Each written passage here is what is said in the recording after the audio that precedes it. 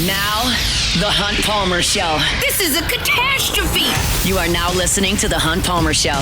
Brought to you by Renaissance Homes and Pools on 104.5 ESPN Baton Rouge. That's what I wished for when I blew out my candle. Locking down the middle of the day, live from the Mercedes-Benz of Baton Rouge studios. This is Hunt Palmer. The floor is yours.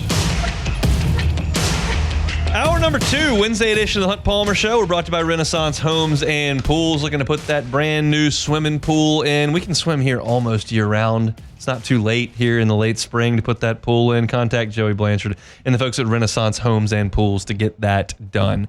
All right, I wanted to talk some MLB draft.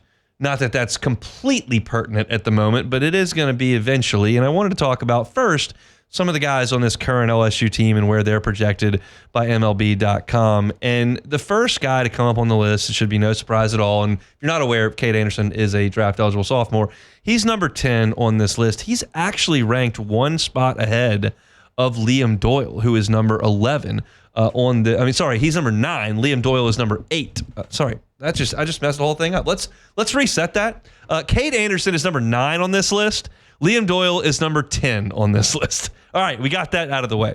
But that is incredible stuff for Cade Anderson, who got hurt in high school, who came to LSU as a freshman and has great success in the midweek, tried to pitch on the weekends. It didn't work out. Actually threw the ball really, really great in the regional, but has emerged as a true ace on this LSU team.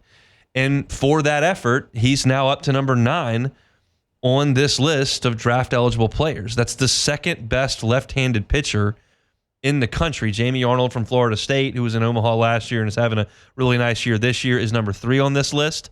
But to give you an idea of the company that Cade Anderson is keeping, Kyson Witherspoon, who you saw at Oklahoma, who's awesome, is number 8. Anderson's 9. Doyle is 10. And the thing that I look at here is I think about not only the draft, which is great for Cade, but I think about the postseason. And I think about when you've got to go beat an ace, when you've got a super regional in the box on a Friday afternoon, Friday night, who you got if one of these guys shows up. And there's not anybody in the country that's going to show up with a much better arm than Cade Anderson. You could argue you'd rather have Jamie Arnold. You could argue you'd rather have Kyson Witherspoon. You could argue you'd rather have Liam Doyle. I'll hear that. Tyler Bremner is a really good arm at UC Santa Barbara, but nobody's significantly better than Cade Anderson.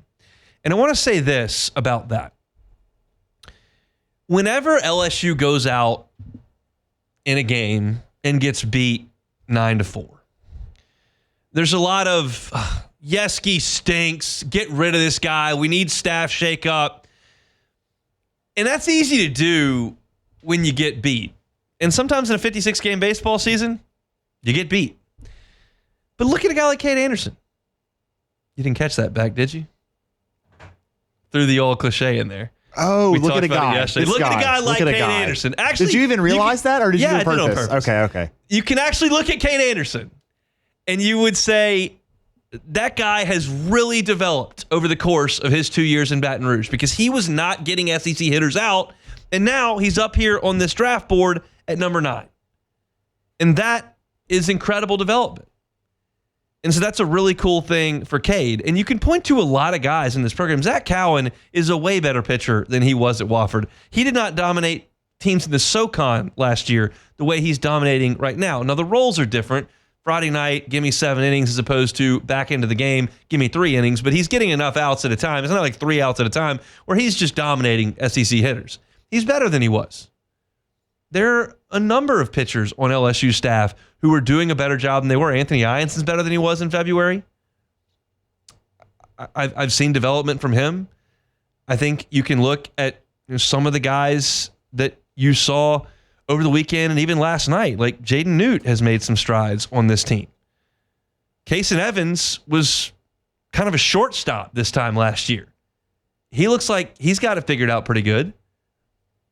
But Anderson is the poster child for this right now, and it's really, really cool to see him that far up this list. The next guy on this list for LSU is Daniel Dickinson at number 66. The tools have translated to the Southeastern Conference. I was looking at SEC-only stats today. Daniel Dickinson's hitting over 300. He is popping up a little bit, but he's played great defense. He's hitting the ball hard a lot. He's hit some really clutch home runs.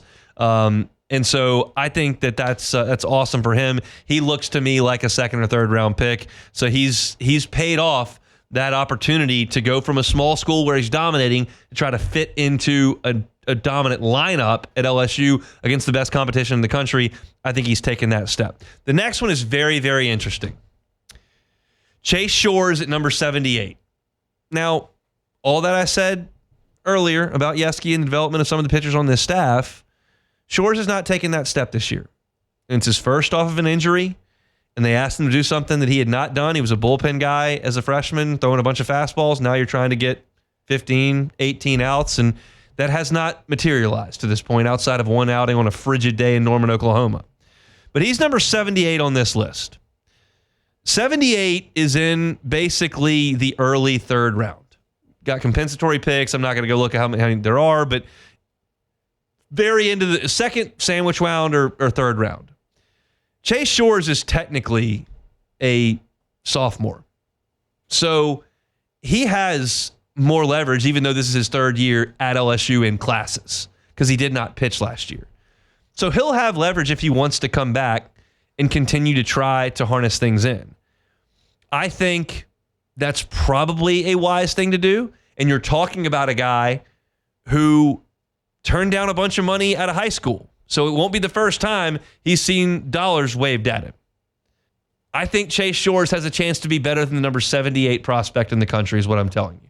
That's what MLB has him right now. 6'8", 98 miles an hour. I think another year in college would help him, but everybody's situation is a little bit different. And then you got Anthony Ianson at number 132. And that to me it says less about Anthony Ianson and more about where we are in college and amateur baseball right now. Because Anthony Ianson throws 95 miles an hour with a really sharp breaking ball. And when I got out of school in 2011 and started covering LSU baseball for 2011, 12, 13, 14, nobody was throwing 95 miles an hour with an elite breaking ball like Aaron Nola did. Jonathan Gray threw like 97 with a really good breaking ball, and they were top 10 picks in the draft. And Anthony Ianson throws 95 with really good breaking ball, and he doesn't walk a lot of people. It's not like he's like some sort of unpolished, raw prospect. Like he's a good SEC starting pitcher, and he's number 132 on this list. That to me is just it just suggests how good amateur baseball players are at this point. Now you look at LSU's signing class. There are 7 guys in this signing class in the top 88 on this list.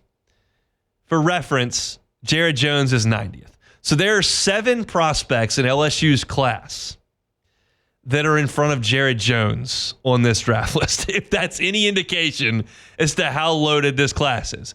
And because of NIL and revenue sharing that's coming and scholarships that are coming and the quality of SEC baseball and how fast guys are moving through systems and LSU's ability to put guys in the draft, you got to figure LSU's got a fighting chance with a lot of these guys. None of these guys are quite to the level that you saw last year with a couple of LSU signees that you were just simply never going to get. Connor Griffin was going to be a top 15 pick no matter what. And none of these guys are like that. The first one on the list is Quentin Young, who's 30th on this list. Connor Griffin was in like the top 7 every time you looked. And LSU was not going to get Cam Caminetti. Like he was a top 20 pick all along. And none of these guys are quite that high. So it's kind of an exciting deal that we'll get into. And I'm not going to go through LSU's whole signing class here because that's a June segment. But just to kind of plant this seed, there's 7 guys in the signing class ranked ahead of Jared Jones as prospects. And Jared Jones is about to pass Dylan Cruz as the 3rd most home run hitting player in the history of LSU baseball. And he's hitting well over 300 in the toughest conference in college baseball for the season. So that's really cool as far as the signing class goes. I mentioned Jared Jones there at 90. So on this list, Cade Anderson at 10, Daniel Dickinson 66, Chase Shores 78, Jared Jones 90, Anthony Ianson 132. Just a little early glimpse there of LSU in the 2025 MLB draft that'll be held in July of this year. All right, hour two off to a good start here. I want to talk a little Saints next. There's a late round pick the Saints made that I love. I will tell you who it is when we come back. The Hunt Palmer Show. This is the Hunt Palmer Show, brought to you by Renaissance Homes and Pools.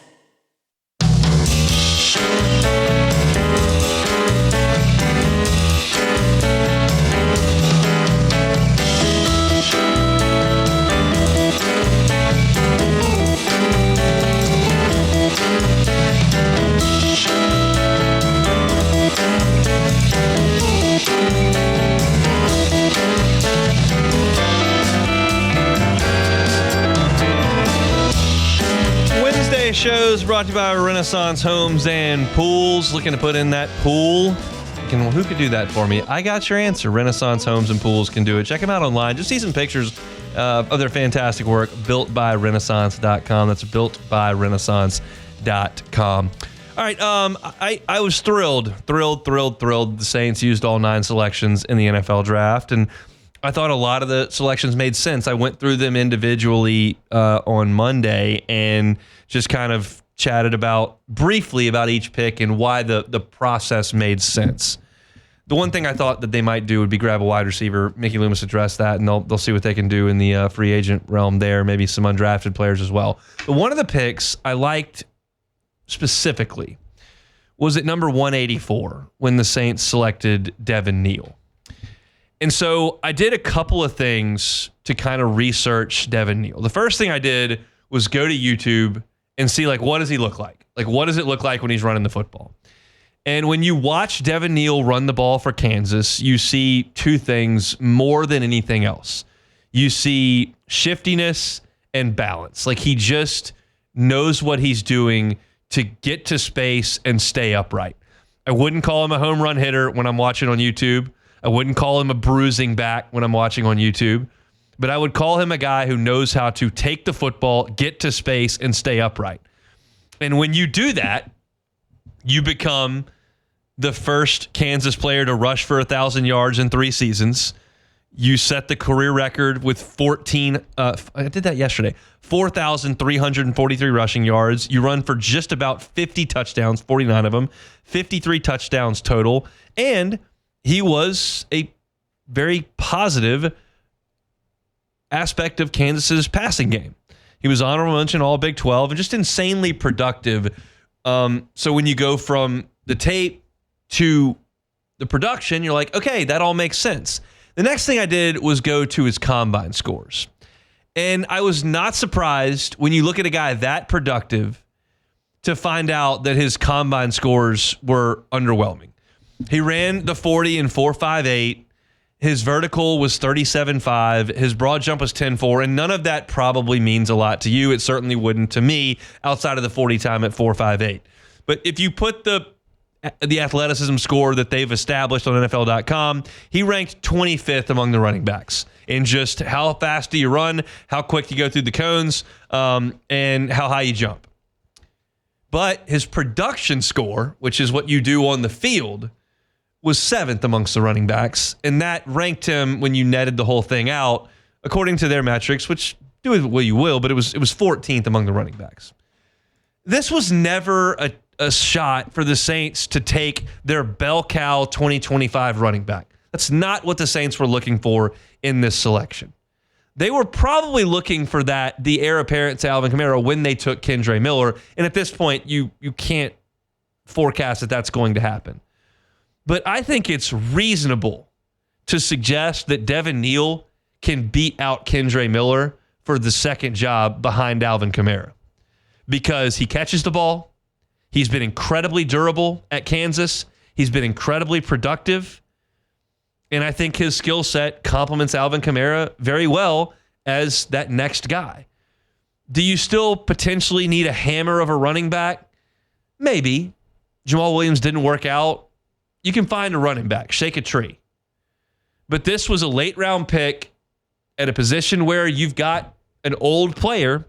And one thing that I did not realize until I dug a little bit deeper on Devin Neal is his age. Devin Neal played 3 years at Kansas, but he's only 21 years old. I love that. In the same way that I don't care at all about Tyler Shook's age being 26, because if he's here when he's 36, then it really worked. I need my running back to be young. Like, they're two different things. And he's young. So I'm not here to completely dismiss Kendre Miller. I did that last year, and then more information came out, and I walked it back. I'm never too proud to say, well, I said this, I'm sticking by it. Like, if I have new information, I go, well, I'm going to change my mind. It sounds like Kendre Miller and Dennis Allen got crossways, and Dennis Allen just said, I'm done. And maybe that was more of a rift between those two than the actual circumstances of the Kendre Miller injury. Like, I'm not going to excuse getting hurt on the first drill of training camp. Like, that is coming into camp out of shape. Like, you come in there and break your collarbone. That's one thing. You can't go through a drill because you're out of shape and hadn't put in the work. Like, that's quite another. But Kendre Miller, it's time to put up or shut up. And that is no matter if it was Dennis Allen's fault or Kendre Miller's fault, because that clock's ticking. And I just really like the production that I saw from Neal. And I think that what I saw from him and what the Saints need, which is somebody to take a little bit of Alvin Kamara's workload off. Keep in mind, he's getting to his mid-30s, and he hit his highest rushing total ever last year. Like, he was used a ton, especially when Derek Carr went down. Miller was out. Like, it was Alvin Kamara or nothing. And they were slamming him up behind that bad offensive line. He was getting his bell rung every single week, and he kept going. Broken ribs, he still played. Somebody's got to take something off of Alvin Kamara's plate. And it's so frequent in the NFL that you find a running back late in the draft that can do that. It's why Ashton Genty's such a great player, and some people looked at him and go, please don't take him at 9. You can find one later. And this is the guy they found. And I would never sit here and suggest that Devin Neal is going to put up the same numbers this year that Ashton Genty's going to. He's not the same player. He's not as good. But it's about filling a role. And the role is take some work off Alvin Kamara's plate, catch the ball out of the backfield to probably help a very young quarterback, and be productive when you're called upon. And Devin Neal was nothing if not productive at Kansas for 3 full seasons. And yeah, I'd love it if he ran a 4.38. Ran a 4.38, he wouldn't be there at 184. But I also don't really care that much that it's a 4.58 because I'm not asking him to be a game breaker every time out on the field. I'm asking him to be productive, and he did that a ton. So I think this pick, based on the production at Kansas, the needs on the Saints roster, the spot in the draft that they took him, I think the whole thing is a really nice marriage, and I think there's a really good chance for Devin Neal to make the team. I saw and read a lot of people that had very glowing things to say about him. And the last piece to this puzzle, which doesn't matter at all if you can't play.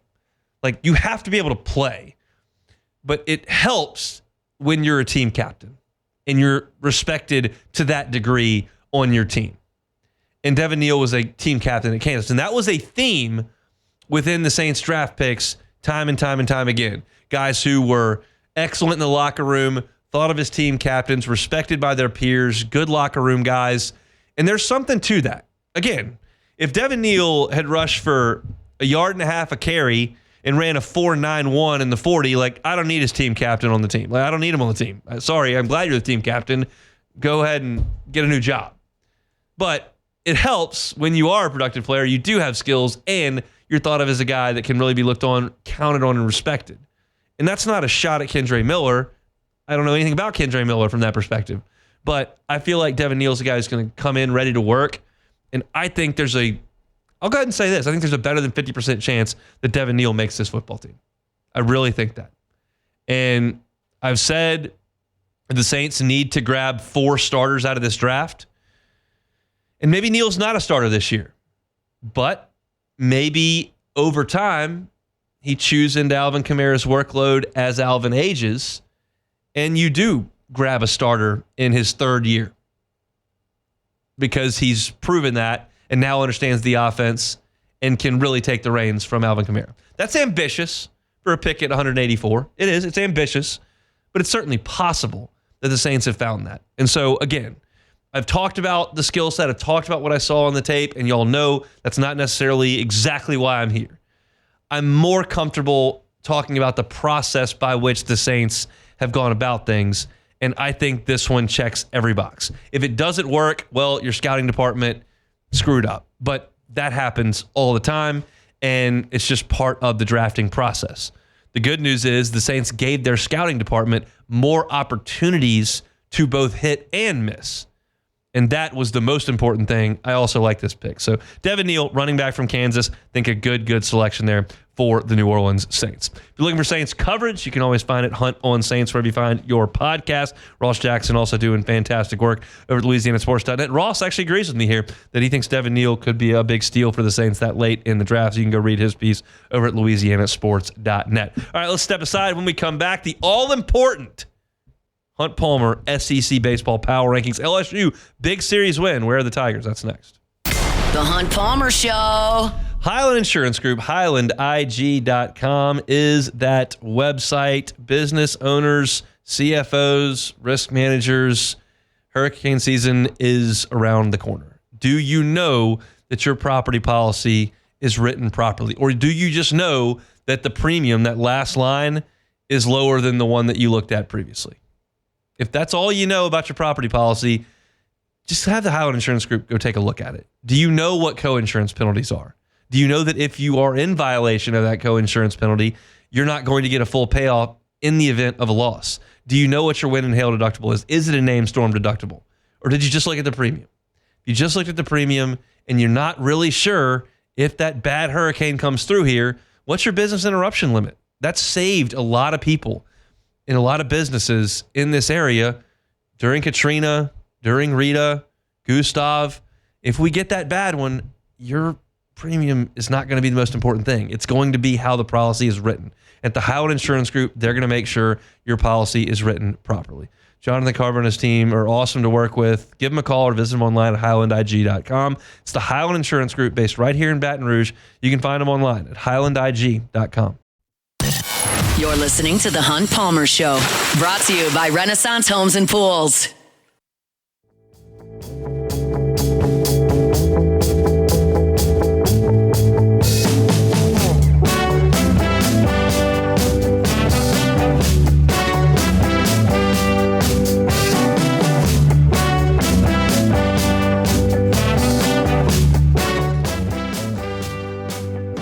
Bottom of hour number 2 here on this Wednesday. Have to work week in the rearview mirror. Appreciate you hanging out with us here on 104.5 ESPN Baton Rouge. I'll tell you this before we get into the SEC Baseball Power Rankings. I do these blind every single day.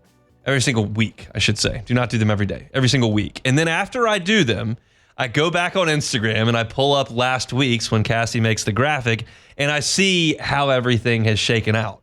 And I was really excited to do it today because I haven't done power rankings in 2 weeks. I was out last week, so didn't certainly do them. And I was curious how big a shakeup there would be. And I'll be honest, and I'll look at it right now. I have a team that moved 3 spots here, 3 spots here, 3 spots here.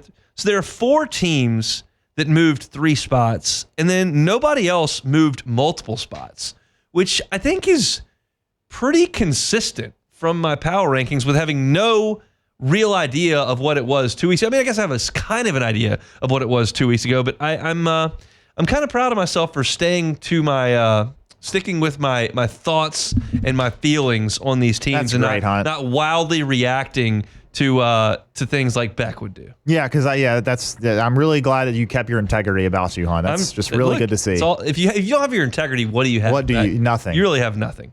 Just hit the button. Hunt's SEC Power Rankings. The Texas Longhorns. I finally put Texas at the top. I mean, at this point, I probably have to do that. They're remarkable at 19-2 without the reigning Big 12 Player of the Year and without their ace, Jared Spencer, for the rest of the year. Now, we'll say this.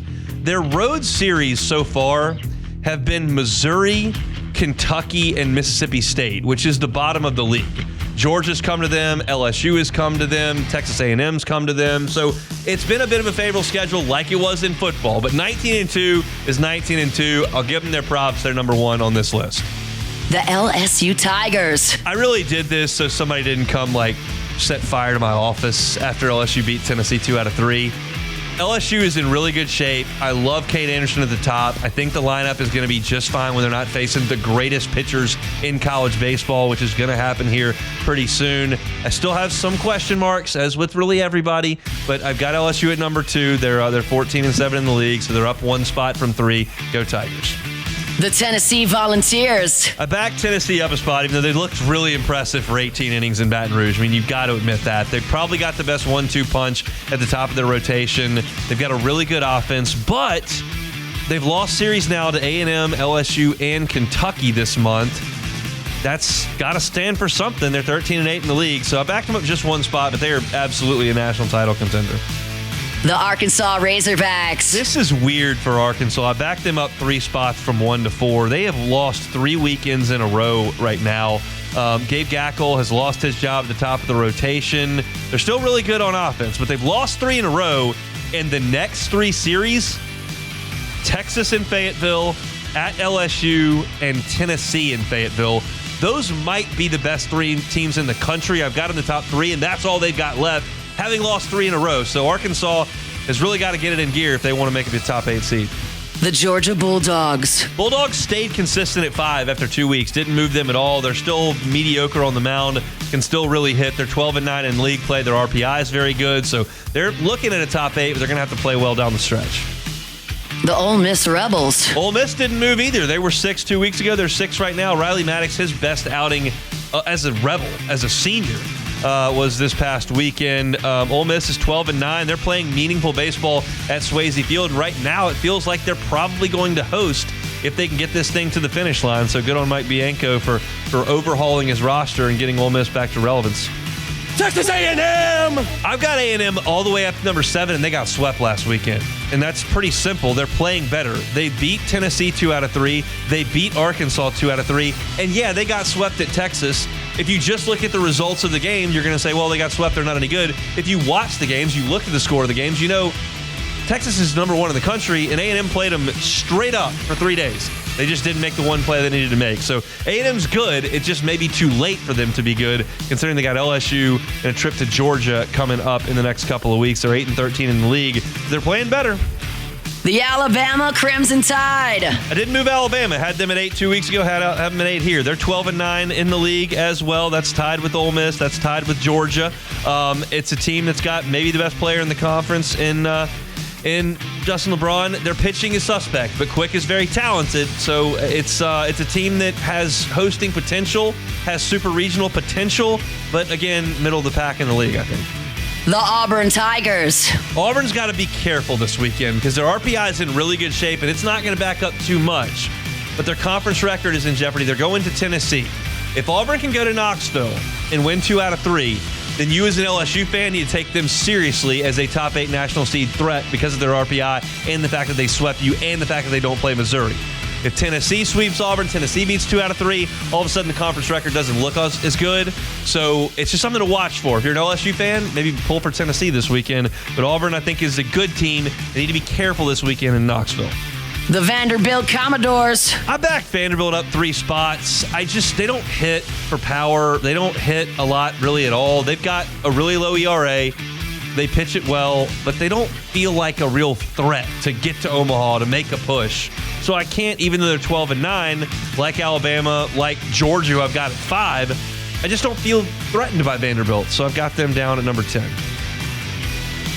The Florida Gators. Moved Florida up 3 spots. They have figured some things out. It may be too late, but we'll see. They were 1-11 in league play. 1-11 in league play. Since then, they're 7-2. They have beaten Missouri for 3 of those games, yeah, but they also beat Arkansas 2 out of 3. So they moved some things around with their pitching staff. They've got a lot of injuries. Now Colby Shelton's hurt, but they're playing a lot better. They're 7-2 of their last 9, so I moved Florida up to number 11. The Oklahoma Sooners. Moved the Sooners back, even though they took 2 out of 3 from Vanderbilt a couple of weeks ago. Malachi Witherspoon is playing better, but they're not really good at anything on offense. They are good at walking. They're good at stealing bases. They don't strike out a lot, but they also don't hit a lot. So, yeah, Kyson Witherspoon makes them a threat on a given weekend. I don't know if he makes them a threat over the course of a regional. He only pitched once. So I got Oklahoma at number 12. That's back a spot. The Kentucky Wildcats. Once again, Kentucky is now last in the SEC in home runs. Vanderbilt passed them over the weekend. So Kentucky is last in the SEC in homers, 12th in doubles, 13th in runs scored, 13th in batting average. Their record is okay, but they're not a great team. I got them down at 13. The Mississippi State Bulldogs. Thanks for the national title, Coach Lemonis. Appreciate that hard work, but he will no longer need his services there in Starkville. They played great last night, crushed Memphis, but I don't think they're very good. That's why their coach got fired. So Mississippi State down at number 14, back a spot. The South Carolina Gamecocks. 5-16 for South Carolina this year, and Ethan Petrie is probably out for the year with an AC joint injury in his shoulder. LSU goes to Columbia in 3 weeks, so that'll be something we keep an eye on then. But if I'm an LSU fan, newsflash, I am. I'll take South Carolina getting their butts kicked the next 2 weekends and completely checking out by the time LSU gets to Columbia. Make sure the fan base is not there. Make sure the team's disinterested and get that thing done. I apologize to Coach Maneri. Okay. Apologies. But do you really want them to lose all those games and then you have the two worst teams on your schedule? I just need to win the games. I need the 2 or 3 wins. If you get to 20 wins, it doesn't matter. And so I just don't really want Carolina to care that much. They don't have a lot of talent. With Petrie gone, they have less talent. Love Coach Maneri. Appreciate what he did here in Baton Rouge, but he doesn't coach here right now, so not really in the mood to pull for him when LSU goes to Columbia. So they're bad, and they're 50. The Missouri Tigers. Can you believe it, Beck? I got him at number 16. I can't believe it. Do you think that's disrespectful? No. I appreciate that. Missouri 0-21. Remember when we said, are they going to win? First, I think we said, are they going to win 5 games? Then I think we it was moved like to 4.5. Then we moved to 3, and then now it's just a half. A half? Are they going to win a game? Yes. It's the question. Are they going to win a game? I'm asking you. No. I have an answer. I don't think so. They will win a game. I don't think so. They're going to win a game. You know who they're going to beat? Who? The Texas A&M. Oh, of course you would say that. That will be no surprise. Although if they do beat A&M in a game, Early's going to get fired that day. So yeah, but that's those are my power rankings. Got Texas at the top, LSU at 2, Tennessee at 3, Arkansas is at 4, Georgia's at 5. I think here's a game, Beck. We got a little time here. Just say the word stop when I say a team that can't win the national championship. Okay. Texas, LSU, Tennessee, Arkansas, Georgia, Ole Miss, Texas A&M. Stop. Can Ole Miss win it? I think they can. They've had. I mean, look, the championship they won. They had probably the worst team they do this year. No, they were better. They were probably a little bit better. They had a bad month. They did. A bad month. But still, like, they can do it. It's baseball. How about here's a good stat that I got. I was listening to Chase Parham on their Rebel Grove briefly when he was recapping their series. Chris Lemonis got fired with the same SEC record that Ole Miss had the year they won the national championship. Wow. And I think there's reason to believe that their AD, Selman, fired Lemonis so he couldn't get hot. Not so he couldn't win a national championship. So he couldn't try to turn it around in the last 4 weeks. So it's an interesting deal there. But I think I don't think Ole Miss can do it. I don't think their pitching staff's good enough. Randall Offrick says, what's the worst SEC record ever in baseball? I have no idea. Missouri probably has it. They have to have it right now. I mean, there's no way a team has ever gone this long without winning. I mean, I know those disastrous Mississippi State and Ole Miss teams were like 8-22. After they won the title, they're like 8-22. I know because I did the research on LSU in 2011 that Tennessee was 7-23. But it can't be the worst. Missouri's probably been worse than that since then. So this will be it. They're already at 21. The question is if they win a game. I'm a little tongue-in-cheek with the A&M thing. I really think they're going to win one. It's just really it's hard not to go 0-30. It is. I mean, they took a 5-1 lead on Alabama in like the 5th, and then they just completely blew it. And Hunt, your Vandy slander continues yet again. I mean, they've got sweeps over Georgia, and by the way, they also swept Texas A&M, and yet you have them 3 spots below A&M. I do. I think A&M's better than them. It's really just continuing your. You know what? You're nothing if. Here's the consistent part about all that. If you are 15th or 16th in the SEC in home runs, I've got an issue. I had an issue with Kentucky all last year. They got to Omaha, great, but like it's just really hard against these guys that are pitching to try to get 4 hits in an inning to score 2 runs. It's just really hard to do. It is. I'd really rather walk and then hit it off the scoreboard. And if you can't do that, it's just hard to score. I don't need you to have 8 guys who hit 245 with 1 million strikeouts and 15 homers.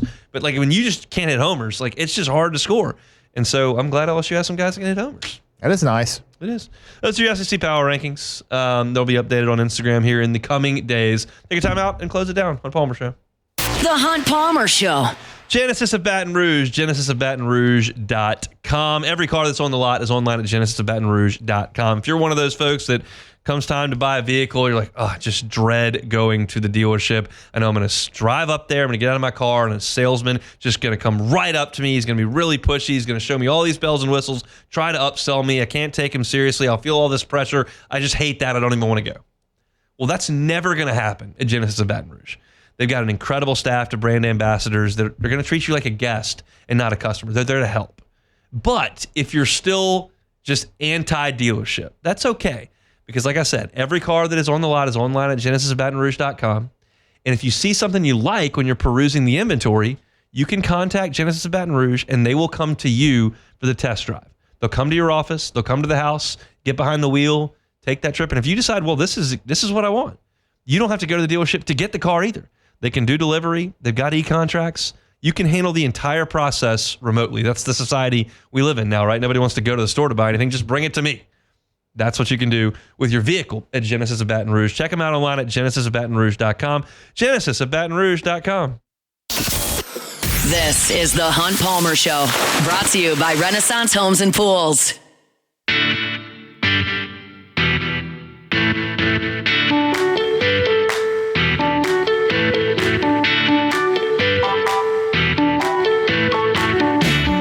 104.5 ESPN Baton Rouge and the Baton Rouge Clinic bring you the Dreams Come True Radiothon. Dreams Come True is an organization designed to help grant dreams for children with life-threatening illnesses and their families. The Dreams Come True Radiothon is presented today by Duplessis Pool Builders. Today is the last day, so get your donations in at 1045ESPN.com. And also, you can win tickets, free tickets, to the WNBA preseason game at the PMAC on May 2nd. Watch Angel Reese and the Chicago Sky take on the Brazil national team. Enter the Show Us Your Angel giveaway for a chance at premium seating and an autographed Angel Reese basketball. Sign up at 1045ESPN.com. What's the coolest autograph you've ever gotten? I don't think I've personally ever gotten someone to sign something for me. But however, when I used to work at a radio station in Houston. It was a sports radio station. And one day, well, not one day, but we were moving to a new office. So we had all of this stuff just in our old office that we were just like getting rid of. And so they put it all in a room and they let people go in there and just, you could take whatever you wanted for free. I went in there and there were a bunch of basketballs and they were signed. And some of them were signed by random Rockets player from 2010, whatever. And I saw one that said D and there was a 12 on it. Like, that's Dwight Howard. Somehow no one had seen that. So I scooped it up and I got a basketball signed by Dwight Howard. So that's pretty cool. Probably a future Hall of Famer. So that's pretty cool. And I never really got anything else signed. I did, however, catch a baseball from Ian Happ at the Cubs game. They do the toss and they throw it up into the nice. bleachers and caught a ball from Ian Happ. So that was probably the coolest thing I've gotten from an athlete or somebody, but other than that, nothing signed. I don't have like any autograph stories. I've never like sought one out, I don't think. All the cool ones I got, people got and gave them to me. Oh, actually, I have one cool autograph story. My cousin got married from New Orleans, went to Newman, and was in Peyton Manning's class, and Peyton Manning was in the wedding. And I was in middle school, and my buddy was a huge Peyton Manning fan, so I went over at the wedding, which I'm sure Peyton really appreciated, the sixth grader going over to get the autograph. But I got his book signed and gave it to my buddy. So that was cool, but I didn't keep that one. My buddy has that one. My dad rode the train up with his grandfather in the 70s and went to Kansas City for the All-Star game, the MLB All-Star game. and he went to the hotel that the American League was staying in and got all of them to sign this one sheet of paper. And then in that time, like it was a little different times, I think. Mickey Mantle did not stay there. He was the biggest, most famous one. And my dad said he was walking out of the hotel. I think my dad was like 10, 12 years old, whatever. And he saw Mickey Mantle getting in a cab across the street. Oh my And he gosh. ran over and got Mickey Mantle to sign it, and it's laminated at the house. The only name I can remember on it, because a lot of them aren't legible to me, Al Downing's name is on it. Al Downing gave up Hank Aaron's 715th home run, left-handed pitcher. That was really cool. My parents were at dinner in Dallas once, and Emmitt Smith was there. And I was a huge Cowboys fan at that point in the mid-'90s, and they got a sign for me. And then my aunt and my cousin were in New York when I was in middle school, and the Lakers were in the hotel they were staying at, and Shaq was going through, and he wasn't signing any autographs, and my aunt yelled, "Shaq, I went to LSU," and he stopped, and he signed it to Hunt and Shaq, and I had that in my room for a while. Nice. So Shaq giving love to the LSU people. That's nice to see. Do we have any take it or leave it's after autograph talk? Yeah, I got a few, I guess. Guess there's no soccer on today. There is soccer on today, actually, but it's not my team, so I'm not really. I mean, I'll probably watch it after the show's over, but I'm not going to be watching it during the show. It's not that important. The Ohio Bearcats or Bobcats or whatever, they aren't playing basketball. No, the Devils lost yesterday, Hunt. The season is over. But, gosh, who's their coach? Oh, he still doesn't know. I asked him 3 weeks ago. He still You're doesn't putting me know on the the coach spot. is. I can't think about it now. It's just Great. too hard. Take it or leave it. Take it or leave it. Today's hottest stories in sports, news, and sometimes even Hunt's life. The question is, will he take them or leave them? All right, first one here. The Bill Belichick drama, or whatever you want to call it, has just continually evolving after going to North Carolina, having a having a 24-year-old girlfriend, and after a CBS interview that showed her clearly trying to control where this interview is headed. Bill Belichick said, of course, in a statement that she wasn't trying to control this TV interview, but Bill Belichick and his girlfriend, take it or leave it. I'm going to take it. Do whatever you want to do, Bill. You had a good run. I don't think this North Carolina thing's working out worth a flip. The whole thing seems like a clown show. But, people are talking about North Carolina football, I guess. Seems a little ridiculous. My dad just texted 1963 is when he went up to Kansas City for the All-Star game. How about that? Also, the Devils, I did not look this up. I need a second, okay? The Devils coach's name is Sheldon Keefe, okay? Showing teeth? No, Sheldon. Like what you do when you take a picture, showing teeth? That's what I tell Myers to do. You know the guy from Big Bang Theory, Sheldon? No, I do not watch Big Bang Theory. Sheldon Keefe. How did the Big Bang Theory get to be such a huge show? Because it was a comedy on a prime station, man. Everybody loved it. Anyways, last one. Hunt, I'm just going to assume that you played Nintendo 64 when you were a kid. I did a lot. Okay, Pokemon Stadium. Did you ever play that? Did not. All right, Pokemon Stadium. I was going to say Pokemon Stadium 26 years ago. Just to make you feel old. Pokemon Stadium came out 26 years ago. So I was going to say Pokemon Stadium, take it or leave it. I'm going to leave it. I know some Pokemons. Charizard. Hey, he was on the cover of the game. Holographic Charizard. That was the thing. Card. Yeah, the Pokemon card. Hufflepuff, or is that Lord of the Rings? That's not even Lord of the Rings, Hunt. That is Harry Potter. Harry Potter. You're just three degrees of separation there.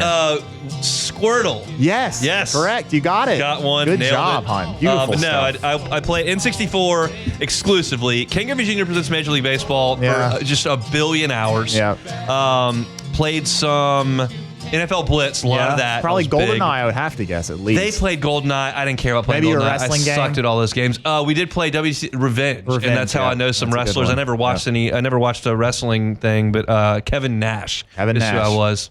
Goldberg, you did a lot of spears. Yep. Played football at Georgia. Nice. A lot of N64 back in the day. No question. Mario Kart, big deal. That's it for us. You missed any of the show, catch it on demand wherever you find your sound. Matt's going to drive you home on After Further Review. We're back tomorrow, starting to preview LSU and Texas A&M. Cannot wait. See you then on The Hunt Palmer Show. The Hunt Palmer Show.